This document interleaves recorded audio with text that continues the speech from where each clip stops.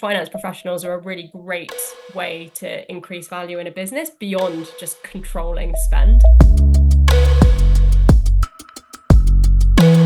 Hey, what's up, everybody? I'm Chris Ortega, and this is For the Love of Finance, a series where we decode insights from finance leaders and turn them into practical lessons for your career.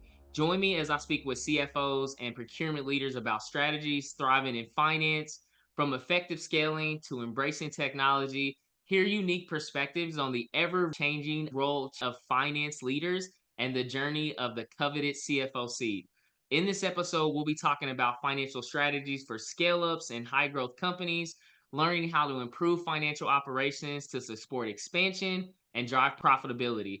For my guest today, welcome Manisha. Hey, Manisha, Chris. welcome to the Love of Finance. Good to be here. Thanks for inviting me. Awesome, awesome. So, one thing I like to ask every guest when we get started is, how did you get started in finance? Tell us about your journey and how you think finance has changed along the way. So I started off after university. I got a degree in politics, philosophy, and economics. I didn't really know what I wanted to do, so went into audit at KPMG. So I was very fortunate to be able to go onto that graduate scheme and get a really good grounding in audit and going into lots of different companies and finding out how finance worked. But like honestly, I found it a little bit boring, so I decided to move into like management consulting at KPMG, and that was really great because we got to go into finance departments and understand how they worked, how they could work better. And then after a couple of years of doing that, I thought actually maybe it would be better on the client side, so rather than being a consultant, be on the client side. So I took a job at EE, which is a big mobile network in the UK, and was in commercial finance, so basically budgeting, forecasting, and that kind of thing. But about 10 years ago, I kind of fell out of love with the corporate world, and thought like I've got this amazing skill set. I would like to be able to give that to like small businesses that are scaling. And the London startup scene was quite nascent, but like actually I got a few clients and working as like a part-time FD. And then one of those clients turned into a permanent gig, and that was List, and that's online fashion search. And it was an incredibly fast growth company. It was VC backed, or is VC backed, and it was super fun, super fun. And then I took another role as a CFO at my tutor, which was another fast scaling business, at this time in online tutoring. It's been a real whirlwind. And now I offer like CFO services to a couple of different businesses. So the other question you asked was like how finance has changed. So like in my Mm, in my early days, like it was all about control. So finance was the mhm. one controlling things, right? So they controlled spend, they controlled budgets, they controlled narratives around like what has happened in the business. Whereas working with startups, I see that actually, it's less about control, and not that that's not important, it is, but now it's more about finance being a great strategic value lever. So like most finance professionals I know like are really interested in how to create value in a business, and crucially they know that business from top to bottom, right? They see everything in the P&L, and they know what the drivers are for each of these items, and so they're really well placed to advise on like creating value, and that's like in pricing or processing or tools. So I think the finance professionals are a really great way to increase value in a business beyond just controlling spend. Yeah, absolutely. And it's funny because we have a similar background. Like I started off at Ernst and Young. I started off in the audit practice. So like I did that for a couple years, and kind of like you, I quickly realized I was like, I'm not made out for this stuff. Like Yeah. this is this is not me. Like I'm not meant to be working like 15 hours in a closet at a client that I had to drive 2 hours to go do an audit, and I'm auditing like bank statements. I'm like, yeah, I'm not cut out for this. But yeah, thank you for walking through your background. And like, for me, that's been majority of like working in high growth businesses. You share that same experience. That's been majority of my background and professional experience as well too. And like building, shaping, scaling, coming in as the first finance person and kind of building the organization up and then sending it off to exit. So really appreciate you sharing that experience, which leads to like my first question that I want to ask you is, when you think about the startup experience that you've had and things that you've done, like what are some finance strategies that you found effective for supporting growth in startups and high growth companies? Yeah, so I would like to say I was like really great at some of these strategies, but the fact is that I learned through not doing a lot of these things very well in the first place. So I think like I was thinking about the three things that I wish I'd been able to do more of earlier. And I think the first one was like being really great at scenario planning. So like Ooh. startups by their nature, they are so they are so they're so, what's the word, dynamic, fluid. And so, I started off like creating one budget, which I thought was the plan. And that was right in the corporate world. That was generally how it worked. But in reality, because of how quickly things were moving and all of those variables, like what I wish that I'd done is had like three scenarios that I was constantly on top of. And in each of those scenarios, you've already had a discussion with the rest of your leadership team about what's going to happen if any one of those three scenarios comes true. For example, every time I deviated from the company deviated from the original budget, we would have this big conversation about, oh, what do we do? How do we replan? Or we've got to reforecast and these things. Whereas actually, if you've got these three scenarios, just like, okay, well, it's not now scenario A, it's now scenario B. And that means that we're going to have to either hire these people or cut these people or restructure in this way. And so it reduces the cognitive load because you've already had those discussions. You're just finessing them. So I think that's one key strategy that I would have preferred to have done sooner, is those three scenario modeling. The scenario planning, I was just like, for sure, like that. When you're in startups and scale up companies, it's like you can always have a plan, but it's like the planning process is always fluid. Like it was never when I worked in startup scale up businesses, like we would always have our budget, and then we go into like 3 months later, and we are like, yeah, the budget doesn't matter anymore. Like we need to do something like completely different. So I definitely, understand and had that pain of that scenario planning side. And to me, it's just like I always looked at it where you have like a low, medium, high kind of plan, right? Like if everything's going great, here's what our high plan looks like, whether that's like revenue or that's like cash burn or cash runway. But definitely having those different scenarios. What were the other two that you were going to mention? So the other two was, one was being vigilant on the like return on investment, the ROI, and ballooning team costs. And the third one was about automating as much as you can in finance from day one. So on the ROI point, I think, it happens quite a lot in product and engineering. Like there's a budget for this many developers. So this many developers are hired, and the company spends the money, resources, time on like with these developers, but no one's really sure what's getting built. And so like scope creep and delays happen, and you hear this a lot about tech debt. So okay, we thought we were going to be able to do that, but the tech debt actually took up 50% of our time. So I think like working with your CTO on planning like experiments and calculating the ROI properly for these projects can really bring a mindset and an efficiency for these product and engineering teams that maybe wasn't there before. But it happens. And then the third one, in terms of like automating as much as you can from day one, I don't think I did this properly in one of my previous roles. And so when the company scaled quite quickly during COVID, the resources that we had in the finance team just couldn't stretch to cover all of the requirements because we hadn't automated enough, like we hadn't set up the processes. And it meant that I was dragged from being strategic with the leadership team to dealing like with a payroll issue. And like my mind was always kind of like split between these two things. And so like the earlier and the more robust you can make those like processes, those controls, so that day-to-day finance is running properly, and you've got somebody really good running those day-to-day finance processes, then the easier it feels to be able to scale.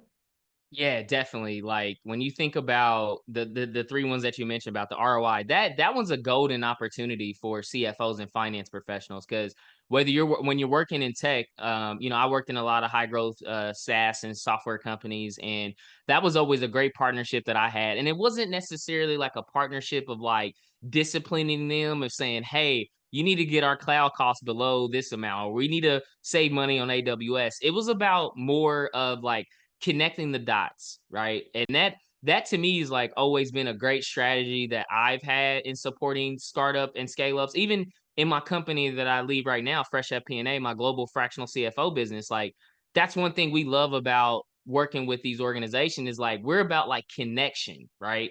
And a lot of times that top line, that cost of goods sold, that data warehouse services, those kind of services don't get really translated to like revenue producing, right? Yeah. Like when you're Yeah. working through these sprints and working through these product features, and you're working with the product and engineering team. And one thing I've always loved to do is like connect the dots and say, hey, this work that you're doing around this product feature or this bug fix or this sprint, like this is what that could relate to for upsell, cross sell opportunities for us with clients, right? And it like turned the conversation to be less about how much money that they're spending in cloud costs and more about like, oh man, like I know. And then what one metric that we got working together when we work on these like quarterly sprints for the product is like we started tying like upsell, cross sell to like points of sprints. So it's like we knew that this sprint was, call it like 50 points that we're going to work on, and these 50 points was going to get us these product features. Where I was like, okay, of these 50 points, here's like 25 of them that could produce this amount of revenue for us in terms of our ability to sell these new product and features and functionality to our clients. And that changed the conversation because they were so used to just, man, here's finance going to Yeah. tell us about cost and Yeah. how we're over. And like, and they never, product engineering and IT people, they love working on really cool stuff, Yeah. right? And if you can tie their really cool stuff that they're working on to something that they can understand, like revenue or money, they're going to be like, wow. And it kind of created this really great dynamic with us where we were like excited on working on sprints. Like I had the engineering product team coming to me saying, hey, Chris, we got this great thing. It's going to be like 5 points. Can we work with you to figure out how we could deploy this within our client base and like look at the analysis of money we can get back? To your second point, ROI. Like I was really proud of looking at the engineering team and saying they're coming to me thinking about ROI, right? And it's like I'm the finance leader and they're coming to me. So I would add that as another strategy is like as you're working in high growth businesses, the more that you can connect the dots to other side of the business. That's the great thing we have in finance is we see everything. We see Yeah. the cash. We see the salesperson that took a client on a $10,000 dinner, right? We Yeah. see all those different things, and the more that we can bring that clarity for operations, right? That other CFO role, clarity for operations, that's where we really win. So It's where the I magic love your points on happens. scenario planning, ROI,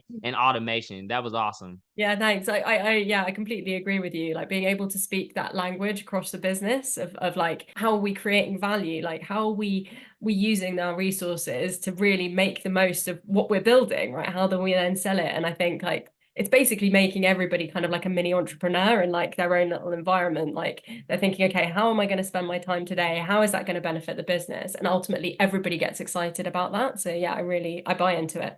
For sure. Which leads to my next question. I want to dive in a little bit deeper on that. Is one question that a lot of finance team and startup and scale up companies have is like, what do you have any advice for improving collaboration between finance teams and other departments? We kind of talked about it with project engineering. Yeah. I really want to get your insights on one of the most like one of the things I've seen with finance teams is like the friction between finance and sales. Like, what advice would you give other people on improving that collaboration between finance and other parts of the business? Yeah, no, really good question. So at the end of the day, we're all people. So I think the first thing I would say is just relationship building on like a person to person Nice. level, right? You know, they're people, they're working in the same company, they want the company to do well. You've got a lot of things in common already. And so just making sure that you're spending some time like understanding what what these people are trying to do, how their mind works, how they work best, because sometimes I found like potentially like product and engineering teams worked in a slightly different way to sales. And so like I had to adjust like how I was talking to each of these types of people. So I would say like just build relationships, be like in the office if you can, meet them face to face if you can. And if not, then make sure that you're getting those kind of like coffee chats in that are not just about work.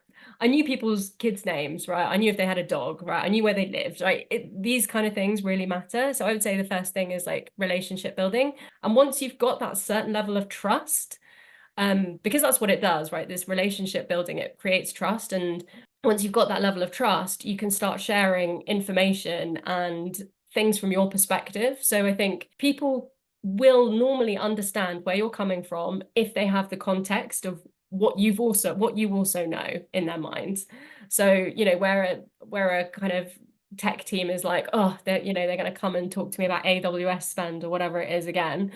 If they understand that the context behind that is that like I know that I'm in my previous experience, I know that maybe we can save 6% on AWS costs, and this is why I want to talk to you, and this is why I want to dig in a bit more. They're like, oh, right, okay, there's something else that we can do. So I think sharing information, where you're coming from, and like without kind of going in and being like, this is what I want from you. It's like, having that kind of two-way conversation, I think is really important. And then once that kind of starts to happen, you'll find people come to you rather than you having to go to them. So I think it's relationship building, sharing information, and that's financial information as well as context. So I think people get a real high after seeing like some finance information, and that gives them context, and it just makes everybody happier to work together. Absolutely. I love how you started with the first point, Manisha, when you started with relationship building. And to me, I want to highlight that because as you talked about, I think this is a critical mistake a lot of finance professionals make where they don't build those great relationships. To me, I think of, and this is maybe, professionally and personally, I think relationships are built on two core competencies: trust and like competency, right? Trust is saying, do I trust this person? Competency measures, do I like, are they smart enough in what they're talking about? And when you look at those two paths, traditionally a lot of finance people, right, we want to be the smartest finance person. We want to show our competency side. We want to show that we know ASC 606. We want to show that know all of our scenario planning. We want to show all these things to the business that we're competent. And to me, like that's the worst pillar to start with, because that if you come into that conversation saying, I want to be the smartest finance person, when at the end of the day, the business doesn't need you to be the smartest finance person. They need to build that, like as you mentioned, that first pillar of that trust. Once you're able to build that trust, now you can have those healthy conversations. Now you can sit across from sales and challenge ideas, or you can sit across from marketing and try to quantify the idea of brand versus, the ROI around that. So I love your point mentioning that establishing that trust first in that relationship. And then you talked about sharing information, right? I think like this is one of the things that I've always like enjoyed about working in finance organizations and leading finance teams is like I love like pulsing information out. I had a great mentor tell me, he's like, Chris, you can never over communicate. Like there's never a time where anybody said Chris shares too much information, right? Like Chris is always giving me information that I need to know. So the more that you can post that information about things going right in the business, concerns that are going on, I think also a superpower for leaders is I think sometimes as finance, as CFO leaders, we always think we should have all the answers, right? Yes, Like when agreed. there's a problem come to us, it's like, hey CFO, what's the answer? And there's been plenty of times I sat there and was like, I Yeah. don't have this figured out. And I take it to my team and like, hey, I'm struggling with this. I want to get somebody's idea. And just showing that vulnerability that Right. it's okay as a leader to not have all the answers. Like I don't, and if there is a leader that I've ever met that has an answer for every question, I'm like, that's kind of like there's Yeah. got to be some things that you don't know, man. Like so I think like you're the relationship side of it and sharing that information that you mentioned is really a great way of cultivating that collaboration. Yeah, I agree. And I think like, yeah, to your last point, also the kind of the curiosity about, okay, this thing kind of isn't working, or like I need to understand this thing from the salesperson's perspective. And so kind of asking them to kind of come back to you and sort of say, explain like why they do things a certain way, or why things are important, why this spend is important. Because I think, yeah, quite often people like in the finance world might sort of think that they know why things are important, but actually you get a real flavor by talking to the people on the ground about their challenges, and getting them to share with you, why things are important. And I think that kind of natural curiosity helps to build relationships, but it also means that you've got more information to then use going forwards and to help the business. So yeah, I completely agree with you. Yeah, having that understanding. I learned that from a great sales leader. A lot of like working in high growth companies, my primary partner was always like sales, marketing, HR, right? Like in a growth business, you got to have the right salespeople, got to have the right go to market strategy, got to have great HR, and you got to have great finance. And I've always had sales leaders tell me this acronym called WIFM, which is like what's in it for me, Mm. right? And when you, as a finance person, that you're like, what's in it for that person? What's driving that salesperson? What's driving that marketer? What's driving that HR professional? What's driving that operations person? It's almost like taking a deeper view of like, I don't want to command the business. I want to go understand, like Yeah. seek first to understand, then be understood. I think a lot of finance professionals just want to come in and be understood like right out the gate, right? And when you take, and some people may challenge, it does take a little bit more time, but relationships are all about investments though. Like nobody invests in a relationship to be like, hey, I want this relationship to be like 1 month and like it's over, right? Like relationships cultivate over time, and it takes that commitment, it takes that intentionality, it takes a lot of the insights that you're mentioning around that relationship building and sharing that knowledge to really develop those great relationships. I mean, there's still people that I've worked with in prior roles, and they're like CROs and they're chief human resource officers, and some of them are CEOs, and they've loved working with me in the past, that they still call me like, hey Chris, I got a finance question I want to run by you. And I'm like, hey man, don't you have a full-time CFO at your Yeah. company? Like, don't you have a full-time? They're like, yeah. Like, but I know when I talk to you, Chris, you're gonna help me understand, and you're not gonna make me feel stupid, and you're gonna break it down to like where I can understand it and how I can take this and make it actionable, right? And not when you reach that, like that's really, really good. That shows that you've built great relationships when they want to, like you said, like you mentioned, when they seek you out first, where they're like, man, I'm gonna go talk to, my finance, I'm gonna go talk to my CFO. That's when you've really developed those great relationships. Yeah, absolutely. So another thing, we talked a little bit about, the relationship side of it. We talked a little bit about some of those best practices and strategies to learn. I don't think we can have this conversation without talking about technology. So one of my questions I have for you is, what role does technology play in enhancing like financial operations and decision makings as CFOs? It's a good question because like it can help so much, but it has to Mhm. be put in place properly and being used properly going forwards, right? So Yeah. like in my ideal world, I would be freed up from reviewing any spreadsheets and any budgets and managing any process, because all of that is done by AI and some like software. I think like there's some new software kind of cropping up in terms of like how to forecast and create scenarios, and that's really powerful, because Excel spreadsheets can, they are by their nature so flexible, but then equally so vulnerable to destruction. So yeah, I feel like if we can leverage some technology to make those forecasting and scenario planning things easier, then actually then the CFO is freed up to really kind of say, okay, these are the levers that I want to pull, this is how much I want to pull them by, and like really play around with it. And I guess like the other thing is kind of like the bread and butter of the finance function, which is your Zero and your QuickBooks and whatever, your like accounting system, making sure that that's working with all the other tools that are available to be able to kind of control your spend or like manage your payroll, and making sure that there's as kind of little input from outside as possible. I think the problem that I've found is that when you've got the day-to-day finance running and you don't have the resources to invest in like creating these new systems and processes, you kind of end up with this mishmash of stuff where technology isn't really doing the thing that it was promised to do because you haven't implemented it properly.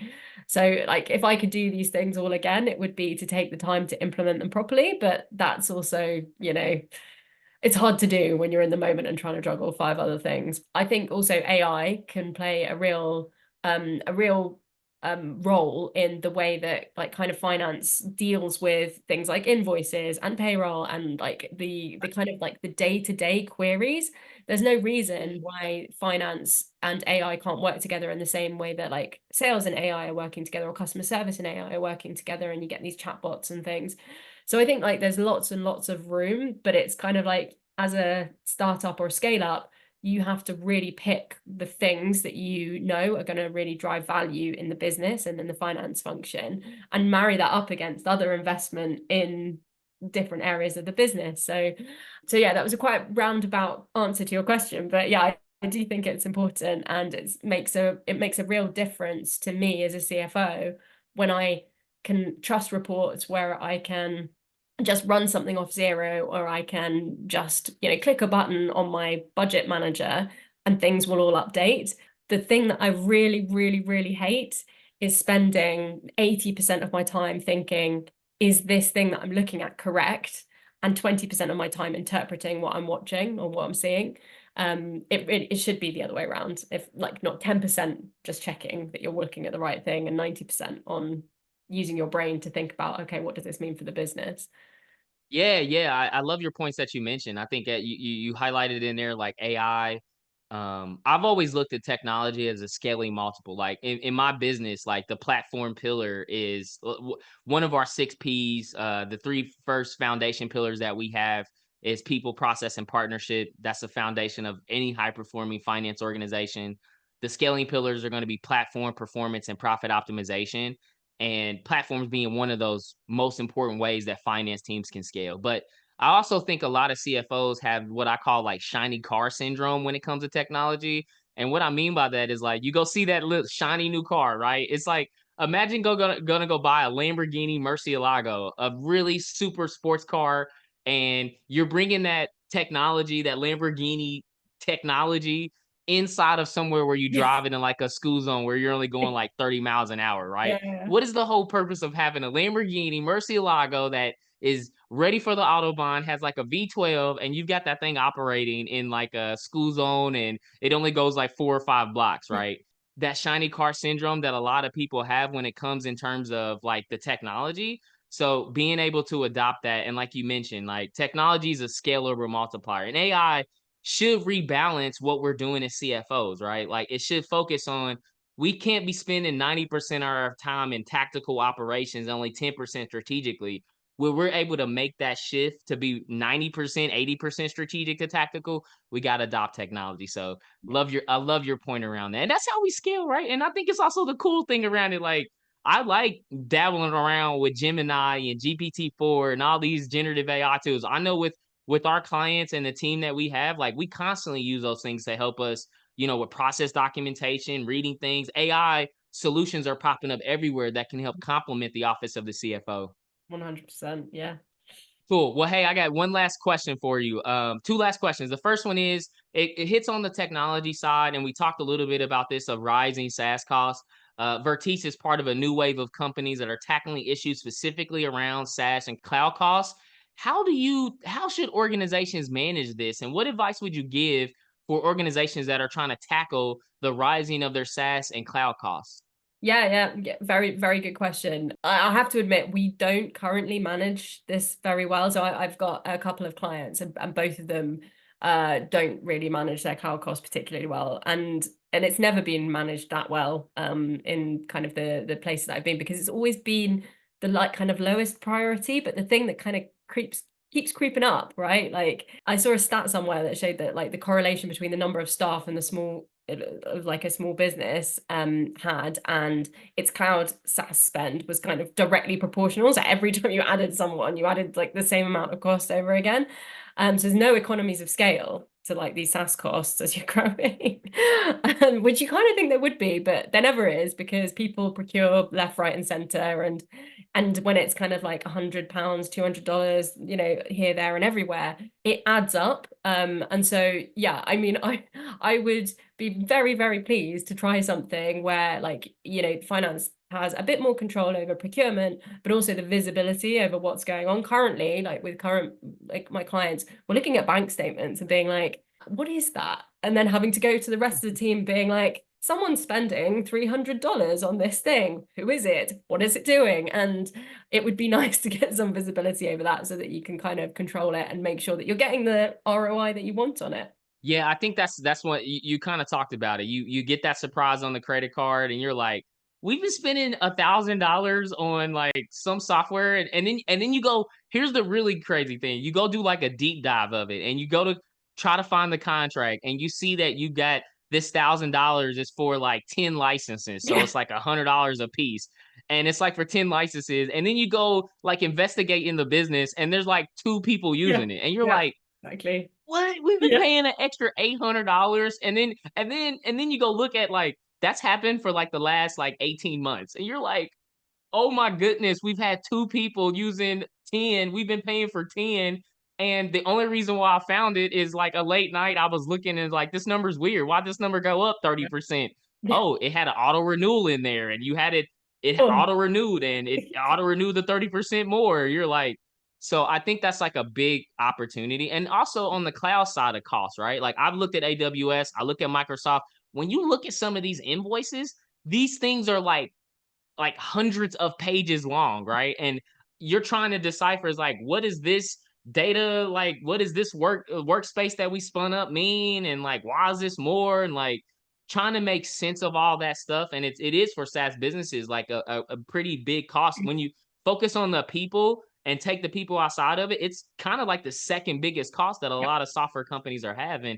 What better way to get like strategic insights, to get services around that? What better way to have that as like a one-stop shop to be able to look at it? Because now you can make an impact. Now you can say, hey, we've got this contract that we're paying $1,000 a month. We need to renegotiate that to have two contracts and licenses, or do we just need to get rid of it? Like, do we have a other complementary technology that is giving it to us, right? That we don't have to pay that. So definitely important to get, and it's where we can add, you talked about this earlier, it's where we can bring value, right? Yeah. It's not us cutting costs in like a bad way. It's saying, hey, is this the most efficient way that we could be using this? If we have another technology that we're already paying for that gives us 80% of what we need, why do we need to bring in another one, right? Like, Yeah.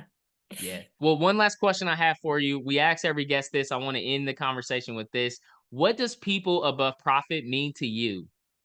Yeah, I've given this some thought, and I actually think that people and profit work in tandem. Like ideally, you want people, and I'm talking about employees in this instance, right? You want employees to feel motivated to do what's right for the entire business. And that in turn will create profit because they're doing what's right for the business. And that will enable the company to spend more resources on nurturing the right people, investing in them, and then, the virtuous cycle continues. I think the thing that some people interpret like people and over profit as is like free massages and massive pay rises and new job titles. And actually, it's much more nuanced than that. I think it's the relationship between the people and the company that's important. I think it's like a real give and take equation. So, but in order for that to happen, like people need to understand what the company needs to grow and to thrive. So people need information, they need clarity, they need direction, they need agency, and they need trust, and they need a lot of it. And when the company gives people these things, then the company should reap the rewards in terms of value and profitability over the long term. But it is a really delicate balance because the culture is the thing that underpins the whole thing. And that culture defines what is expected from an employee and what an employee can expect from the company in return. It's a complicated one, but I think it's just the nature of any relationship. So like with any relationship, it's about employees and the company having like an open communication, open dialogue, and the trust that everyone's got each other's best interests at heart. Without that, I don't think you can do any of this. So I think like for me, people above profit should mean people benefit, profit increases, and it's a virtuous circle. But it's a really fine balance that needs to be kind of nurtured, really. Yeah, I love it. It's all about relationships, and I appreciate you sharing that insight.